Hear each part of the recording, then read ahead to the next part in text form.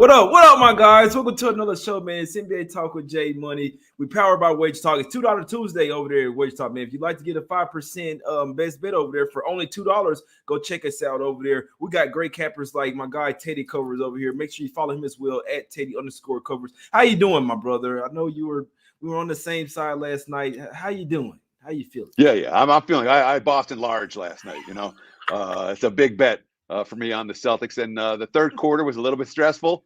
The fourth quarter was just fine. Al Horford, dude. You can make an argument that Al Horford's the most underrated player of the last 20 years, without a shot. His teams. He's been in the NBA 15 years. His teams made the playoffs 14 times. The only time they didn't was last year when he was he was in purgatory in OKC. That doesn't count. That doesn't count. But Horford, no one's won back-to-back national titles in college basketball since Al Horford did it with the Florida Gators. And Al Horford down the stretch last night, man, kudos. He made me money. He made you money. He made anyone that followed us money. So nothing but respect for Mr. Horford today, buddy. How about you? Yeah, I'm right there with you, man. I'm not trying to recap yesterday, to be honest with you. I never really do that. It's all business. I'm just really happy, hyped. I mean, it's been a really good playoff run. You see what I'm saying? 35-8 playoffs official rate. That's over 80. That's over 81%. You see what I'm saying? It's fucking crazy, to be honest with you. Shut up. You 35-8 in the playoffs? 35-8. No bullshit, nice, Teddy. dude. People know. They know in the I know they know it. That's a monster run, dude. That's a that's the kind of run that you put a little backyard edition in. You get a new car with. These are the type of stuff that you can do stuff like that when you have a nice postseason run like Jay Money's in the midst of. I'm having a pretty good run myself, my friend. So let's see if we can keep it rolling tonight. Well done. Let's keep it going, my brother. I appreciate it. Yeah, I hadn't bought anything, Teddy. It's pretty crazy. But let's get straight to it. Wait till it's over. Wait till the end of the season. I'm with you. I'm with you. Wait till it's done. You're allowed to reward. But the whole thing is, you don't want to blow your bankroll, okay? Right. But you're allowed to reward yourself when you had a big winning streak. You have to. That's a good point. That's a good point. Worth it. It's okay to you say, hey, you done something good. Give yourself a little pat on the back. Here's a reward. Here's a trip. Here's a car, or whatever it is. But you don't want to do it when you're locked in and say, wait till it's over. Yeah, no, that's a good point. No, I definitely have to get some new jewelry. Let's just put it that way. But let's go over here. It's all business, guys. Let's go over here to the streets of Miami, my guys. With Lowry's out, this line was at 3.5, 3. Now down to 2.5, man. Me and Teddy kind of tell them, all right, it's done. The Philly getting some respect. Now, Teddy, there's two type of ways we can look at this, right? Now, obviously, the Heat, the favorite, they won both home games. The first one, even obviously, they didn't have the Sixers didn't have Embiid, but the Sixers come home. Now they gaining some confidence. Why I feel like some of these game fives can be very pivotal because do the road teams that just won at the house bring that momentum over after tying up the series, or do the favorites get back to hey, look here, we're the high and above here. You see what I'm saying? Let's get back to playing. You know what I see, Teddy? I'll just tell you, right? I see the Heat coming out playing their championship style of defense from the get-go here, guys. So what I did, I put a little something on Heat first quarter, -1. It should have went down by now, but I like the Heat in the first quarter, down to a half at some spots, still -1. I like for them to get it started off early here, Teddy. What you think about that? So if you look on an average basis, about once a year, you see a team take a 2-0 lead and then lose the next 4 games. Happens about once every, on average, about once in the postseason. I think Miami faces that threat tonight. I think Miami faces that threat game 6 as well. Not that the Heat are a character team, okay? We trust Miami with their backs against the wall. We expect them to come out fighting. But Philly's the better of these two teams. With a healthy Embiid, Philly is the better of these two teams. And all those easy jumpers that Miami had from the perimeter that were wide open without Embiid clogging the low post, with a healthy Embiid, all of a sudden those jumpers aren't open jumpers for Miami. And the three-point shooting fell off like a rock in Philly. Now, you expect them to shoot a little better from three-point range than they did. They were awful from beyond the arc. But at the same time, Miami's built on 2 things. They're built on three-point shooting and elite defense. Philly's able to break down the defense with Embiid. Okay, when you have Embiid in the low post, when you have Harris who can play close to the basket or on the perimeter, when you surround them with a bunch of shooters, the way Maxi's playing, et cetera, et cetera.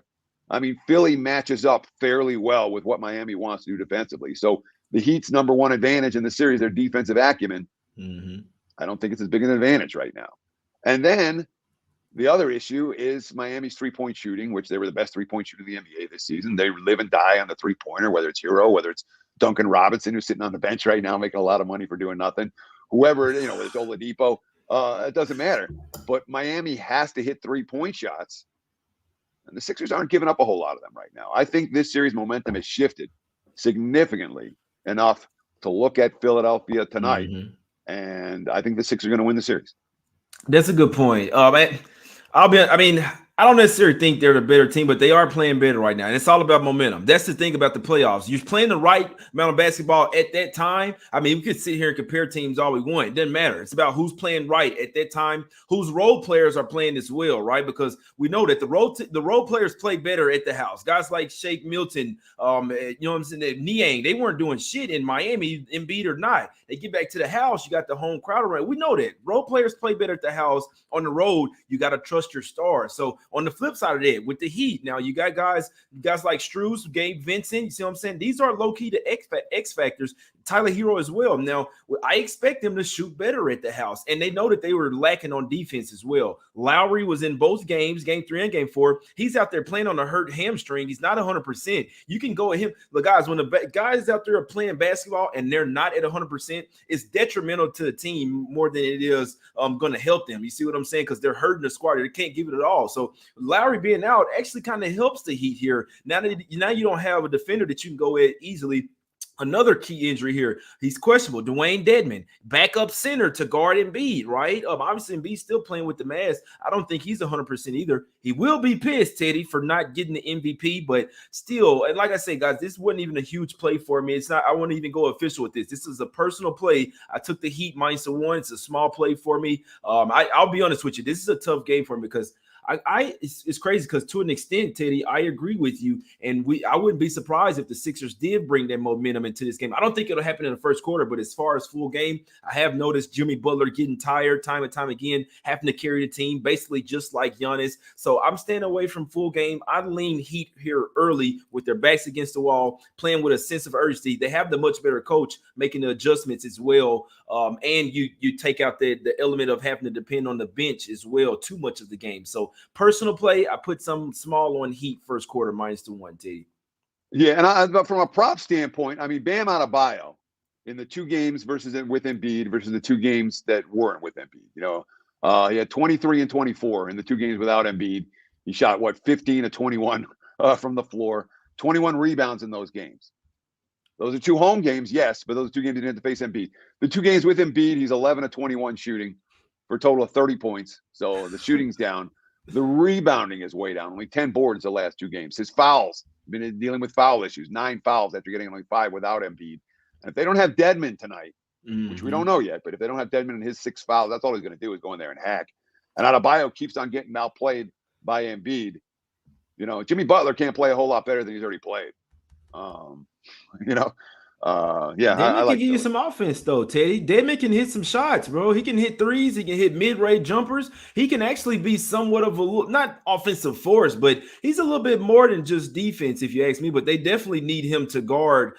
They definitely need him to guard Embiid. That's what I'm talking about, because you don't really have a backup center out there, and it really killed them up there in Game 4. But even with all the foul trouble, Teddy, the Heat still had a chance to win that game, right? And we know that. I mean. Down 2-1 at the house, the refs are going to be. They would like to see a tied series, but I don't know. I still think that in the back of my mind, I still think that the Heat are the better team here than the Sixers. I like Embiid. He's the best player in the league. He should have been MVP. I'm telling you that right now. Well, that's another issue. I don't see it. Harden. I don't see it replicate. If they do go to the next round, I'll be betting against those guys large. Every fucking game. But the Heat, they build their things on defense, sticky defense. And Jimmy Butler talked about it. When they stopped making shots last game, that's when they stopped playing their championship style defense. So I see them coming out here from the get-go playing their type of defense, and it'll be tough for the Sixers to score here, especially on the road. Heat off a couple losses. I say something small on first quarter. Teddy, what were you about to say? That's it for me on this one. Yeah, I'm good, man. I don't remember what my point was anymore. It wasn't anything that had to be said. I was going to talk about Dwayne Dedmon. I think I was talking about Dwayne Dedmon. You're talking the average 4 points a game.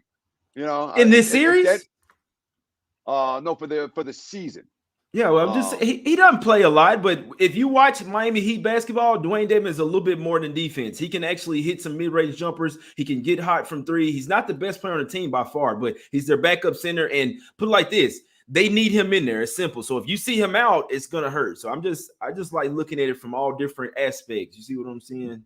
Dedmon, 4.2 points per game in the first round and 3.7 points per game this round. So I'm not anticipating a huge offensive impact if he plays. Yeah, when a player like Dedmon, you look at his plus minus. It's not always about points. That's what I preach to my son. It's not all about points. You can be the highest point scorer on the team and be at a negative. You see what I'm saying? And actually hurting your team. Plus minus is net rating is what matters. You know that, T. I seen you ball. I seen Vin. You just if you teach him what you know, he's going to be a heck of a player. Oh yeah, he gonna be right. He gonna be right. This whole summer we working out hard, man. But personal play for me, I appreciate you guys in the chat, man, showing the love. I see you, DLT. The other guys as well with those $10 tips. I appreciate y'all, man. Let's keep it going. Let's keep cashing here. Real quick, Teddy, any thoughts on the total? I'm not playing it over. Okay. It's an under or pass type of total for me. And as you get to game 5s and game 6s where every possession counts, you're not going to see me playing a lot of overs. You're really not. It's under or pass. And given the defensive acumen of these two teams, if Miami's not draining threes tonight, the under should look. I think under correlates with Philly, and I like the Philly side as well. If Philly loses tonight, if the Heat are raining threes. If the Heat don't rain threes, I think Philly wins and the game stays under. Got you. I lean under regardless here because I like the personal play Heat in the first quarter. I'm seeing the total of 54. The way that I'm looking at it, Heat has to come out there and bring the championship defense. They got to keep the Sixers less than 20 points in this first quarter. So I put some on Heat first quarter. I lean that first quarter under as well, my guys. Let's see what happens. Next game up, let's go over here to the streets of Phoenix here. We got the Suns laying 6. Same thing, right? The Suns got hot. Obviously with this one, there wasn't really an injury like that to switch things up, but the Suns, they smacked at the house in Phoenix. They got to Dallas and shit wasn't so sweet over there. Let's just put it that way. You know what I'm saying? They thought things were going to be easy. No, got smacked a couple times here in Dallas. So same type of thing. Have the Mavs found something? They start playing Frank Ntilikina over Josh Green. See what I'm saying? Brunson's starting to go at Booker now. Booker said something to piss Brunson off. I think he called him soft or something like that. It was like, all right, went and bullied his ass, man. So it's the same thing here. What do you think? The Suns obviously the better team, but I mean, Chris Paul's looking, I don't know, man. The A's starting to get to him. Teddy, what you think? The role players play better at the house? So you think Suns bounce back here? Well, Chris Paul got a whole lot of rest last time out, He got that 4th foul right before halftime. He played, 2 minutes in the 3rd and got his 5th foul and played 2 minutes in the 4th and fouled out. Less than 4 minutes total for Chris Paul in the second half of that ball game. And, after averaging he had 24 points and less than 4 turnovers per game in the first 2. And then he had 7 turnovers in the first half in game 3 and there's foul trouble in game 4. And, Lucas said it, if you don't have CP3 out there or CP out there, for sure, it's tougher on his team. I'm expecting a bounce back from Chris Paul tonight. I really am. Again, this is a Suns team that in the first 8 games of the playoffs shot better than 50% in every contest. They went to Dallas, and Dallas played defense out of their minds. Doncic, defense won us those 2 games. And I agree. But now they got to do it in Phoenix, where the Suns have hit 50% from the floor or better in every game. Dallas, what were they, 20 of 44 from beyond the arc? You had Finney Smith with a career high, not a playoff career high, a career high with 8 threes, and Maxi Kleber draining threes, and Reggie Bullock draining threes. And I'm not convinced those guys are going to drain threes the same way this evening after hitting 20 of them in game 4. So all the quotes from Phoenix are quotes I want. But Devin Booker, we understand it's a series. It's a playoffs for a reason. We're going to make our adjustments. I think we just have to flush it and move on to the next game. And of course, the Suns had 17 turnovers in both games in Dallas. And Jay Crowder, that's not us. We haven't done that all year. I think Phoenix bounces back. I think the Suns are the better of these 2 teams. And I'm not going to bet against Phoenix on this floor until they tell me not to bet against them on this floor, which they haven't done yet this postseason. In addition, the NBA Finals last year, Suns go up 2-0 against Milwaukee. They lose the 2 in Milwaukee. They come back home, lose game 5, and end up losing the series in 6. I think they remember that. I think they have learned from that. If not, it'll be a tight game. But Phoenix are pass for me tonight. I wouldn't look any other. I'm not looking at the Dallas side. Total-wise, I don't know what to do with this one. I haven't touched it. It's a tough game for me, man.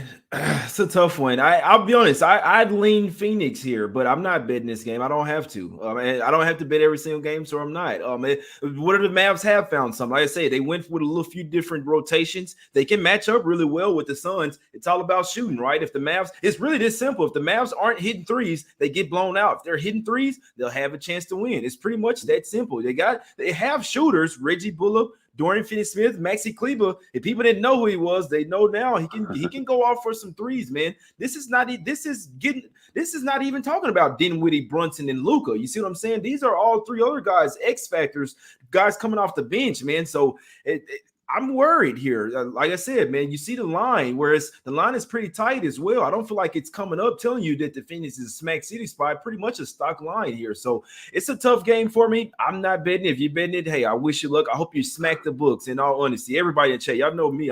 Smack them books up, man, in all honesty. But I could see the Suns coming back here. Obviously, Suns are nothing for me here, right? I see they are coming off the 2 losses. You worry about the Mavs having momentum, but like you said, Suns are a championship caliber team, the favorite to win the championship. So we know that they have to come out with a sense of urgency. They play a lot better at the house. I must say, guys ask me, you think the Mavs have a chance? I'm like, we got to win one in Phoenix, and I don't think that we have it. Like, we'd have to go bunkers from 3. It's pretty much that simple. You go bunkers from 3, you can win any damn game. But like you said, defense as well. Mavs have to play defense. Another thing, it's all about how the games are called, guys. Some of these games, we're literally just taking 50. We don't know who the refs going to be on, man. How they calling the fucking game, right? So sometimes we'd never talk you out of live betting the game as well, man. You're watching the game. You got a good feel for it. See how the game is called. Wouldn't talk you on out of live betting, looking for second half, something like that. You dig what I'm saying? Teddy, what you think about that? Any other closing words on this game, and any thoughts on the total? Yeah, I mean, when we're talking about live betting, a lot of times what I'm looking for strategy-wise, I want a team that got off to a bad start that I think is going to have a good game. That I don't think the start of that game, if Dallas comes out and is missing threes, but they're getting good looks, you don't expect them to miss threes the whole game, and you might look to Dallas. If they're missing threes but they're not getting good looks, it's all Phoenix tonight, and that's. Like I said, I'm only looking at the Suns side here. I don't want Dallas plus. They're not the better of these 2 teams, and this is the game that determines the better of these 2 teams. That said, game 5 and game 6, in general, I'm in no rush to lay points with home teams. At this stage of the series, you tend to see a lot of close games, especially in a series tied 2-2, where there's razor thin edges between the 2 squads so far. Yeah, I'm generally not excited about laying points. Yeah, I forgot about Bertans. My guy Chris L in the chat said maybe look at Bertans over points. I forgot about him as well. Another sniper. He's only out there for threes, man. I don't know, man. This Mavs team, I don't know. Like I say, I take the fanboy out and try to look at it. I understand the Suns. They play a lot better at the house. The Mavs somewhat a little bit softer on the road, just can't handle the crowd, but it's a tough game for me. I could see it going either way, so I'm staying off of it. But I wouldn't talk anyone out of the Phoenix Suns tonight. Maybe watch the game in live bet, man. I'll be somewhere chilling. Probably we'll see. I'll be honest, guys. It's hard for me to watch the Suns. Just the way that they bait the refs and all these fouls. They literally create all the fucking contact, kicking their leg out on threes. But it's a new day in the NBA, man. I'd rather talk about some shirts in this game, man. Real quick. But I appreciate my guy Rai Buhop. He told me to give him a shout out on the show, getting a Jay and Shark shirt. I appreciate you, man. Till next week, till next Friday, or till the end of this Friday. If you get a Jay and Shark shirt, free pair of swag glasses, my guys. I ain't gonna lie, I love these glasses. I feel like they're the good luck glasses. I have a pair on every day. People ask me, where you get it from? My website. That's where I got them from, my guys. But free pair of glasses, you get a JS Shark shirt. I appreciate everybody that's got support. I'll shout out. I'm have to make a list and shout out every single person that's got a shirt. I really do appreciate the support, my brothers. jmoneyismoney.com, shades, the buy glasses, the shirts. Let's get some cash, my guys. Y'all know I had that green one on yesterday. We 3-0 with the Celtics with that on, but let's keep it going. Teddy, it's $2 Tuesday over there at Wager Talk, guys. And 5% best bet today over there at Wager Talk. It's also the 3 for $5 special over there at Sports Memo as well, guys. Every Tuesday we have this special. It's not you don't need a promo code, anything. Just go to the website and click on the play. You know what I'm saying? And hey, you can get, if you got tokens, you can use your tokens, all that good stuff. Excuse me, still got the 40-day all access pass as well. You get the 30 days, but you get an extra. So you get $100 off the 30 days, and then you get an extra 10 days on top of that, guys. A great deal. You don't need the promo code for that either. So go check out the website at Wager Talk. Teddy, what you liking on today's card, and how you been doing over at Wager Talk, my brother? It's been real good, Jay. 50 and 19, the last 69 in the NBA. That dates back to February. I had a big play on the Celtics last night. I'm now 14-2 with the last 16 big ticket reports. 30, I think it's 39 and 16 or something since last year. So we're making money right now. The baseball season has been just fine. The NBA's continues to crush it. And you talked about, look, the whole concept of the $2 Tuesday handicapper or 5 for, and you're getting 4 different on the 2 sites. You're getting 4 different plays in 4 different sports, and they're all the strongest play, 5% plays. The whole concept is, look, give us a try. $2, nothing. Just got to fill out a little form. It takes like a minute. Not even, and get on board. So if you want to give any of the guys at Sports Memo or Wager Talk a try, today's a great day to do it. You get 4 or 5% plays at the 2 sites for a total of $7. None of them are mine, but it's worth.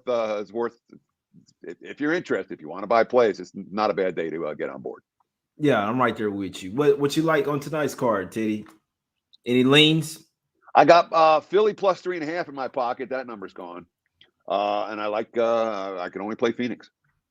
I can understand. I can do, you guys. Like I say, small play for me today. I'm sharing a personal play with you. Nothing official for me today. When official is me telling you, go bet this shit. Let's cash. You know what I'm saying? I think you should ride with me on this one. If you want, I know everybody gonna ride with me anyway, but I just want you to know it's a small play for me, guys. I basically sprinkled on this Heat first quarter -1. That's my top play today. I wouldn't talk you out of Suns. I can understand it. I'm not betting it though. I wouldn't be surprised if the Mavs have figured these guys out.